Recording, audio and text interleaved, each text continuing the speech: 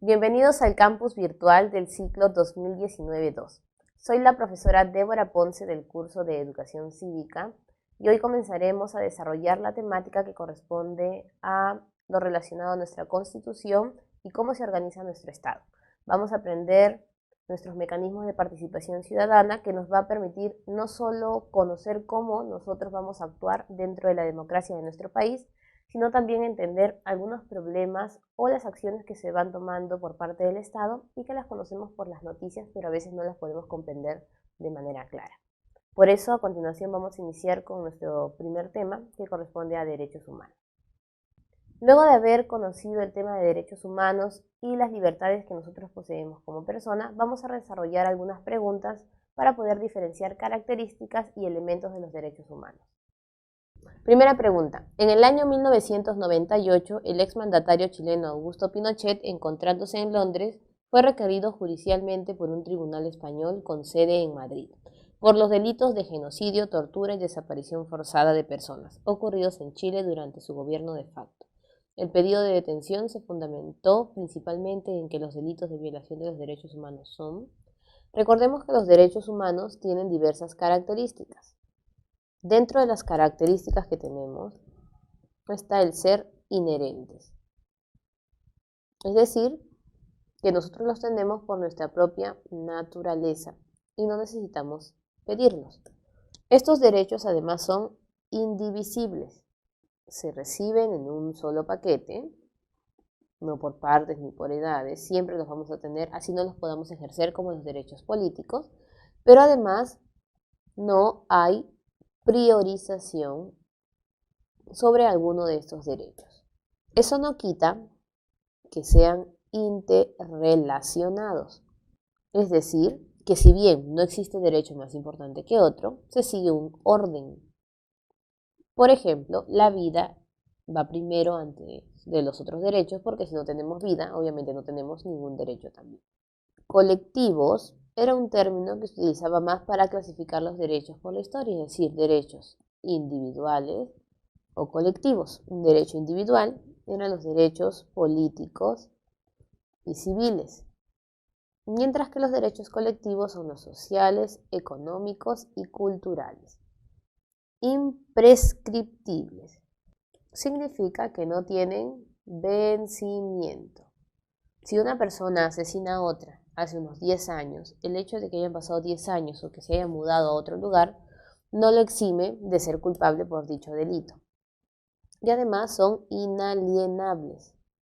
No pueden ser quitados ni sustituidos por alguna entidad ni por el Estado. Además, son incondicionales. Es decir, se protegen a través de las leyes, pero no están condicionadas a la existencia de ellas. En este caso, Pinochet en el año 98 se encontraba en Londres y se le estaba hablando de los delitos que obviamente había cometido durante su mandato, que no son en el mismo momento. Eso no significa que no sea culpable de estos delitos. Por lo tanto, se está hablando de la imprescriptibilidad de los derechos. No importa la fecha o el lugar, igual van a ser sancionadas las personas que vulneren los derechos humanos. Letra B. Tomando como referencia la evolución histórica de los derechos humanos, establezca el orden cronológico correcto. Recordemos que históricamente hablamos de 3 tipos de derechos: de primera generación, de segunda generación y de tercera generación. Los de primera generación son llamados derechos individuales y los de segunda y tercera generación colectivos. Los de primera generación son además políticos y civiles. Y los de segunda generación son los sociales, económicos y culturales. Los de tercera generación le llaman los derechos de paz, solidaridad y medio ambiente.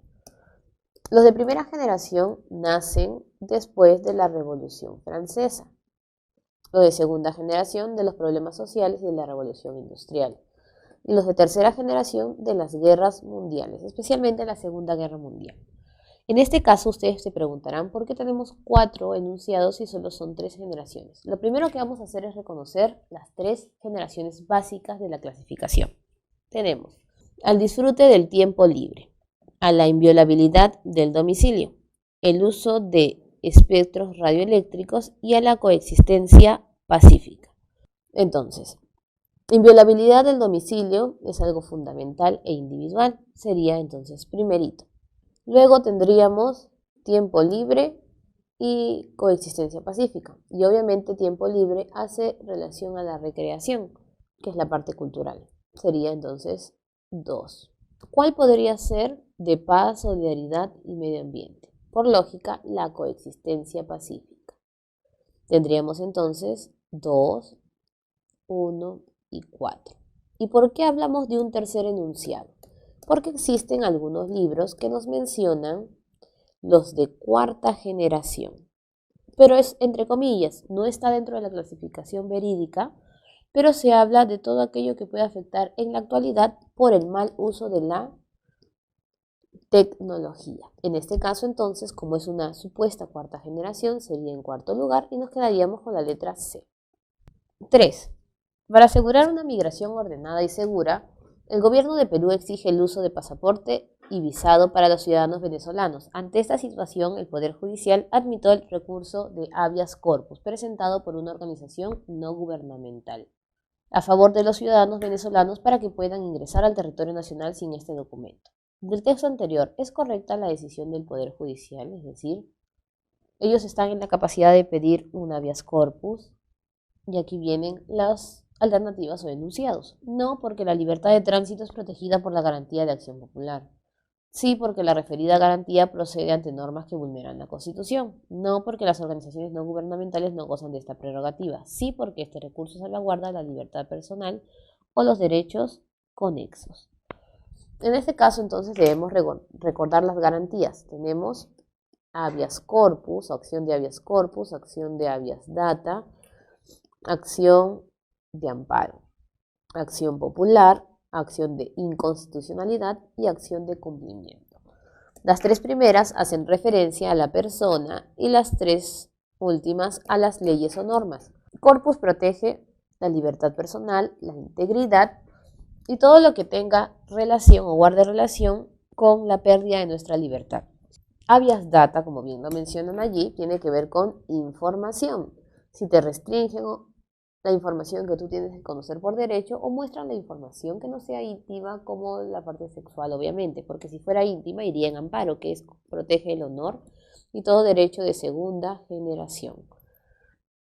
Popular, inconstitucional, tienen relación conjunta, ahorita lo vamos a ver, y cumplimiento, su nombre lo dice, es que la autoridad no cumpla la ley.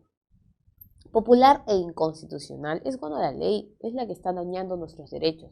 Por lo tanto, tiene que ser derogada o modificada. Popular es cuando es una norma simple y la de inconstitucionalidad es cuando es una ley o tiene rango de ley.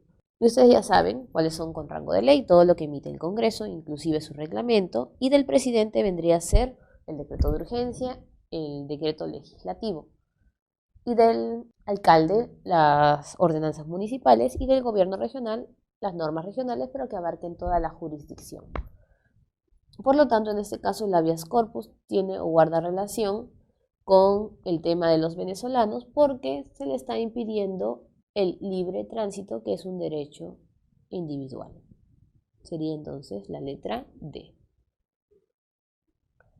4. Nueva Zelanda y Reino Unido aparecen sorpresivamente en los últimos puestos del índice anual de cumplimiento a la Convención sobre los Derechos del Niño. En la publicación se afirma que en estos dos países desarrollados no se invierten los recursos económicos para la defensa de los derechos de los menores refugiados e inmigrantes. De la situación expuesta se puede afirmar que, en el caso de este sector de la población, el principio de la Convención principalmente vulnerado corresponde. Recordemos que los derechos del niño son los mismos derechos que tiene el ser humano, pero perfeccionados y llevados a su realidad por la discriminación que sentían los niños o que se les daba a los niños durante muchas épocas.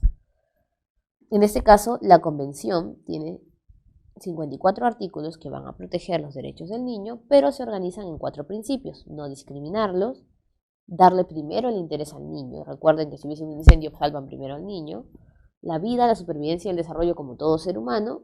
Y el respeto a los puntos de vista, es decir, que el niño puede hablar y se le debe escuchar, hasta él puede ya realizar denuncias. En este caso, se dice que se incumple la convención porque no se invierte el dinero en la defensa de los derechos. Por lo tanto, se estaría dando la discriminación al niño y se está vulnerando a la no discriminación, que es el principio, obviamente, que se encuentra en la alternativa B. Además, para darnos cuenta que el caso es sí o sí letra B, porque en el caso el problema no es tanto para los niños que viven en Nueva Zelanda y Reino Unido, sino para los inmigrantes. Bueno, jóvenes, damos por concluida nuestra clase y nos vemos la próxima semana para conocer un poco más los organismos internacionales que protegen nuestros derechos humanos.